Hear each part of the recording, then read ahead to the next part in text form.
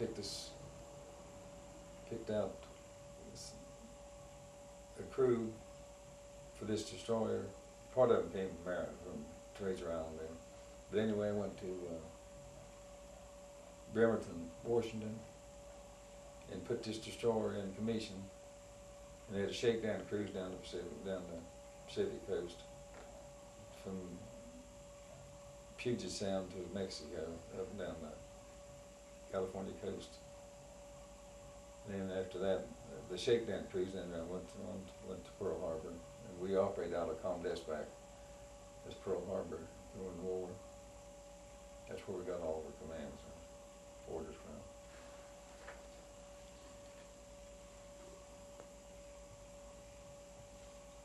Before this time, did you think the U.S. would become military involved in the war?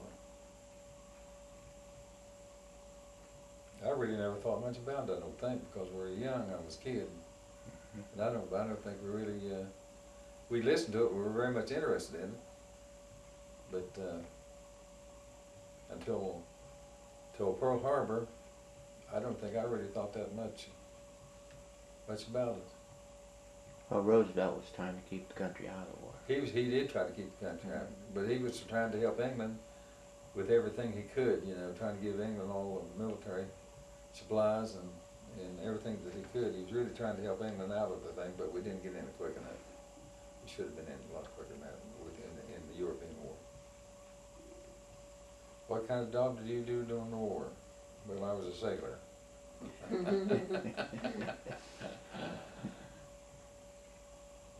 I spent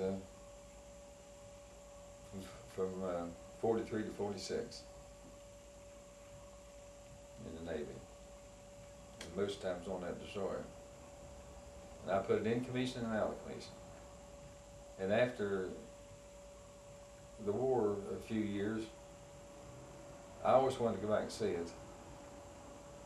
But they took that thing out, they towed it out out of San Diego Harbor, and experimentally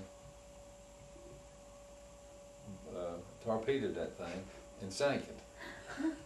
And I never did get to go see it. So it's gone. I read that in the Grit. That's how I first found out that, of course I've known, I'm in contact with some of these guys yet. Most of them are dead. But I'm in contact with some of them yet, and that's how I got a lot of this information. I got some real good friends that was in there with me. Did you take up smoking? No, I smoked a little bit before I went in, but I smoked like a freight train while I was in there. And drank some beer. When you hit port. When you hit port. And Guam, I think Guam was one of the islands that we got to go on shore and drink 3 or 4 cans of beer. They'd have what they call beer parties. And but of course the officers had their whiskey, and of course we had our beer. And drink 3 or 4 beers. Did you have to drink it warm? Uh-huh. Yeah. Okay, GI Bill, home loan, small business, educational, so forth, unemployment. I never did take advantage of the GI Bill. I never did sign up on this 5220.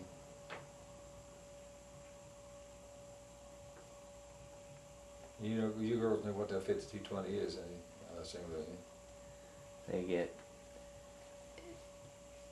$20 for 52 weeks. Big pay, wasn't I it? never talked about that. Yeah. I never did sign up for it. Yeah, I went to work. As soon as I got out of the service, I went to work. Never stopped, did you? No. And my education, I quit the high school to go to go in the Navy.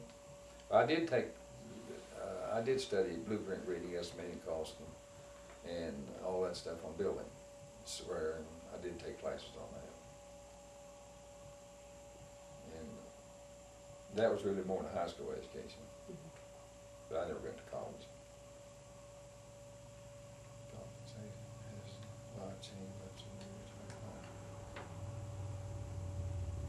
Life has changed a lot since I was a youngster.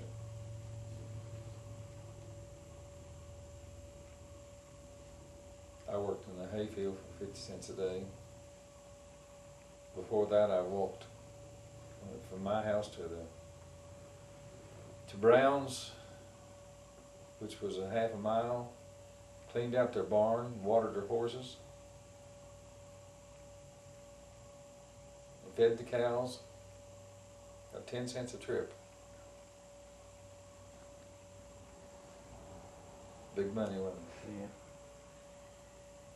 10 cents a trip.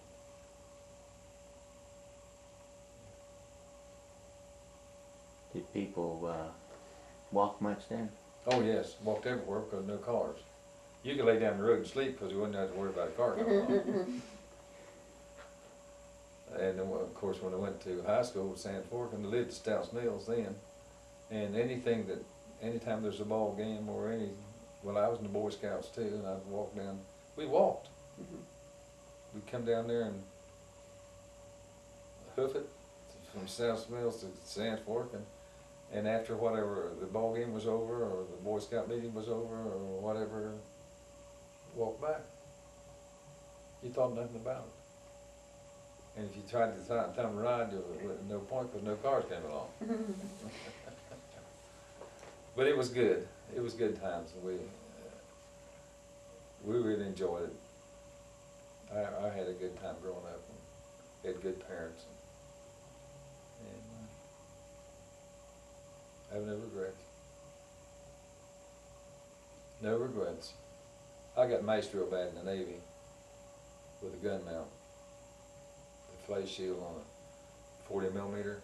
The trainer turned around, a guy from Maryland, a guy from Michigan. I had the headphones on because I was gun captain. I had the headphones on and stand up against the main battery director. And he trained this gun around on me and it caught me right in here, and the flash shield was about that size. Caught me right here in the chest and maced me down. And I was unconscious, I don't know how long. But I never got to go to the hospital because it was in the Pacific. And I'm still suffering from it. It hurts me to breathe yet today over it. All these years still bothering me. My chest never did come back out. They broke all these ribs and things. But there wasn't a doctor he wasn't a good doctor, a real good doctor, as far as knowledge of medicine is concerned, but he done his best. Tape doctor. Yeah, he done his best. Well, we had to have doctors on all these ships and everything, and there wasn't enough to go around. I mean, and he was a real nice guy. What am I leaving out? Well, if you want to talk about any of the action with the kamikaze planes.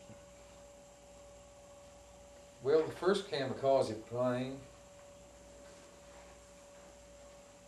I know about them, but the first ones that really attacked us, we went into Mindoro, that's in the Philippines, and I looked over to my right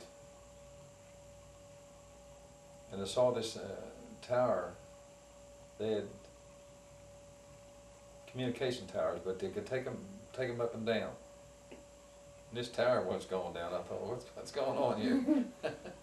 But the Japanese was taking their tower down. But about that time, 3 Japanese suicide planes come in between this little island, in between the island, and suicided our ship. Of course, I was gun captain on gun 45, and that's, if I could show you a picture, you'd know what was there. I got a picture of that ship somewhere. I've got a lot of good pictures of it. Anyway, it was aft, and that's the back end of the ship. not all the way back, but it was past middle, but I was gun captain, and that was the highest place on that ship. Do you have a picture of it in front of you? No, you don't. I thought you did right there. At any rate, and there's absolutely no place to get out of the way. You can't hide. You're right out in the open. And I've had that suicide planes, and one of them then was close enough to me I could hit it with a cane. That's how close that thing got to me. Because it was, you know, coming across and hitting the water. Just come across me and then hitting the water as close as, well, a little closer to the road. About halfway down my yard, probably. So about it hit the water. Then one of them hit, and I've got pictures here somewhere of it. Hit a main battery director. No, not that one. It hit this hit the radar, main radar, and clipped it off. And then we went back to Hollandia, New Guinea. Then and they had a destroyer repair base at Hollandia, New Guinea.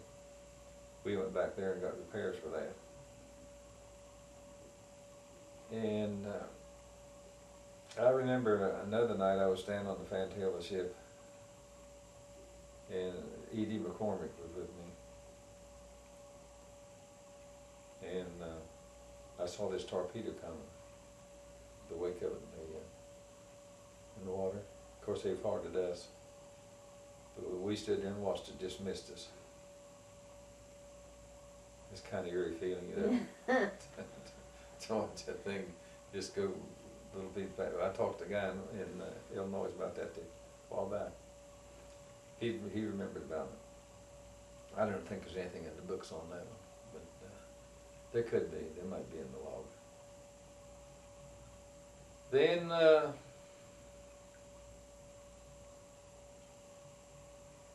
we went from there to Luzon.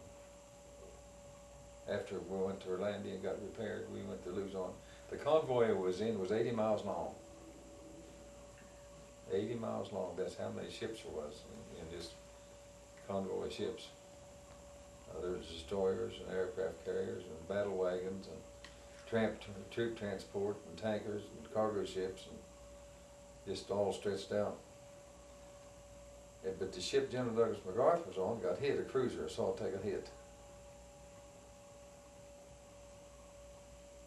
He turned around and went back to another island or got another different ship or something. But we were, oh no, let me start with sign. We were one of the front ships in the convoy, lead ships in the convoy. That's when we went into Lingay and Gulf. And of course, there'd been some people ahead of us when we got there, because the water had still several Japanese floating around there when we got there. Yeah, let's see. They do a lot of night fighting. Yes. And there was no peace, because when you'd pull into a harbor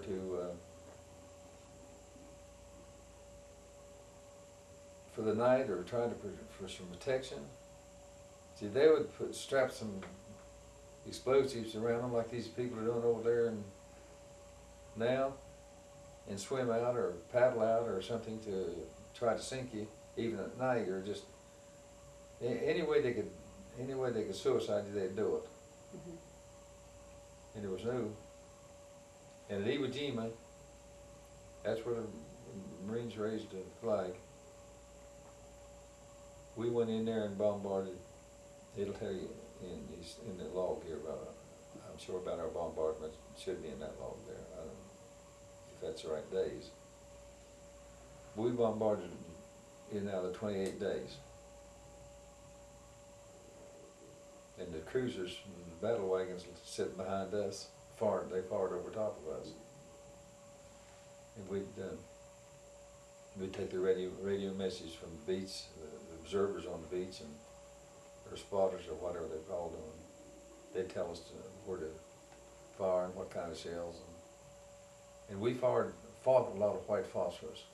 And that was, you know what white phosphorus is. We fired a lot of those. And we fired a lot of star shells. And star shells is to keep the enemy lit up, illuminated, so our soldiers could see them, because they had star shells too, and they fired on our guys, and we fired on their guys. But now their star shells would stay in the air longer than our star shells did, but they wasn't near as bright. Our star shells put out more light than their star shells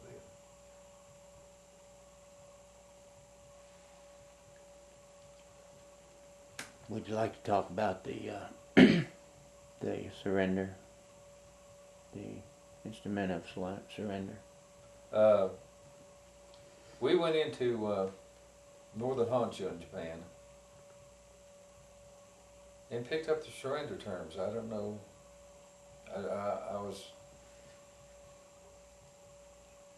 I guess really dumb about what was going on. They didn't tell you a lot. But anyway, we picked up surrender terms.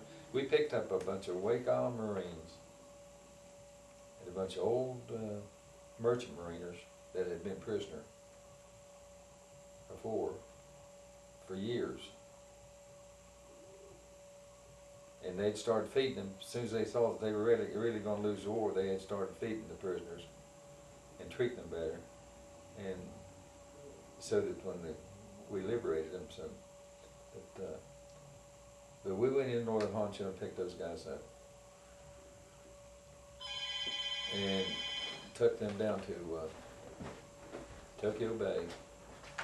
That's what we were doing in there then. We took them to Tokyo Bay to put them on larger transport ships and send them back to the United States.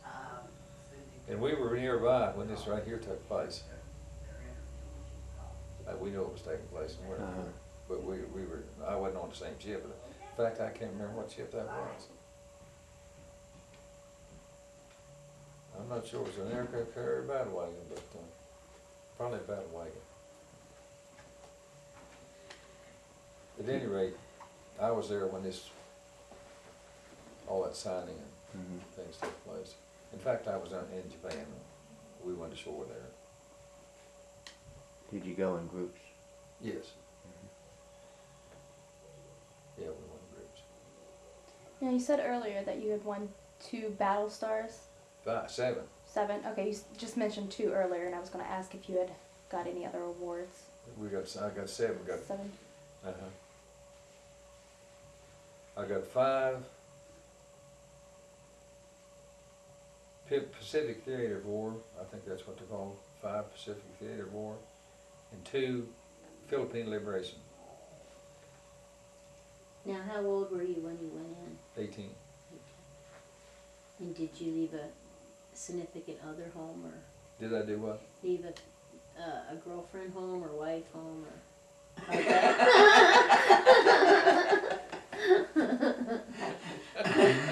So did you correspond a lot? Yeah. Okay. We've known each other. We've tried to figure it out. We've known each other since she was probably 12 years old. I'm 4 years older than she is.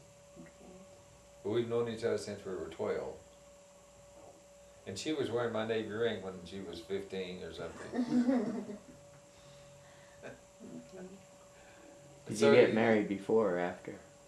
After. After. I was 24 and she was 20. Yeah, we got married. I went to Baltimore. For work? Went up there and went to school and studied that. Just took those courses and studied that, and went to work. 75 cents an hour. But in 2 years' time, I was bossing. That was good. And in the 50s, I was making good money. I worked 70 minutes one time there. Had a big payroll. So you did notice the difference of middle class. Oh yes.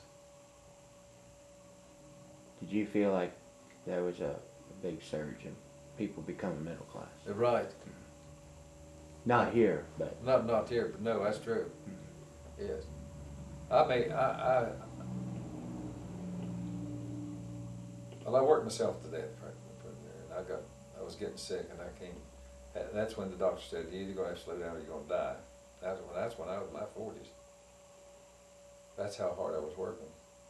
But I was making from $500 to $800 a week then. That was a lot of money And what year was that? in the 50s. That is a lot of money in the 50s. Because I had all those guys working, and I was a good organizer, and I kept them busy and kept a lot of things going. And yeah, lots of weeks I'd make $800. Man, that was big. What time. was minimum wage in those days? Less than $1. Less than $1, probably. Yeah. Yeah, had a lot of fun. And made a lot of friends. Never had a problem working with guys. I was always. And I knew had a lot of Jew friends up there. Jewish people. I liked them. Treated me good. That's my home away from home, Baltimore, Maryland. I'm telling you, I always liked it. So they had the money to back the projects. Right. They had the money to back the projects. They were my friends. Yeah. Yeah. Yeah. This one kid, E.D. McCormick, he's still living. I haven't seen him, but I'd like to. I thought I was going to get to see him this fall, but didn't. Him and I were really, really close. And we would sit together and talk for hours. And he was wanting off that ship so bad, so bad.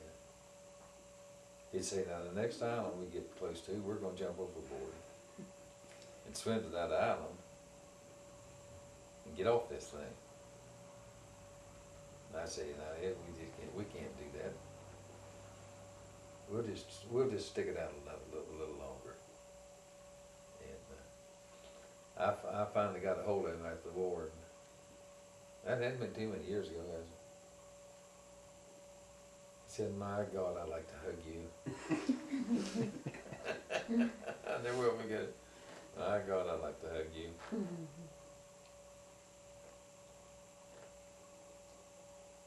Are we missing anything? No.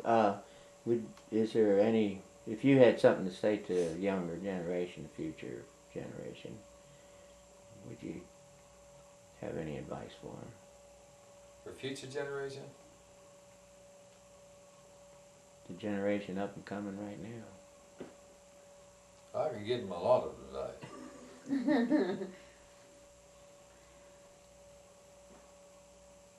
First thing I'd say, I think, is to be honest. Be truthful and be honest. And don't be lazy. Don't be a slacker. You treat people right, do people right, they'll treat you right. We have too many people today that doesn't want to work. And I think that'll change sometime. It'll Be nice. It's got to change, hasn't it? I guess it's gonna have to. If people not working. You're not the only one that says it. Back About everybody. when I grew up, you worked till you didn't have anything. I remember the first time I had $1.75 from that 10 cents a day to clean that barn or whatever.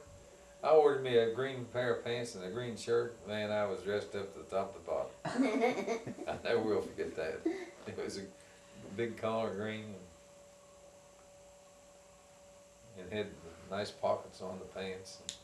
And I never will forget. Remember exactly what they looked like, and I was probably 15, 16. That's how cheap clothes were then. Oh yeah. We had chickens, and we'd have to save our eggs and take them to the store. We couldn't dare eat them except on Easter. Sell the eggs.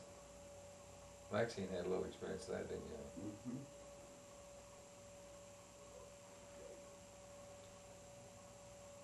Feel satisfied?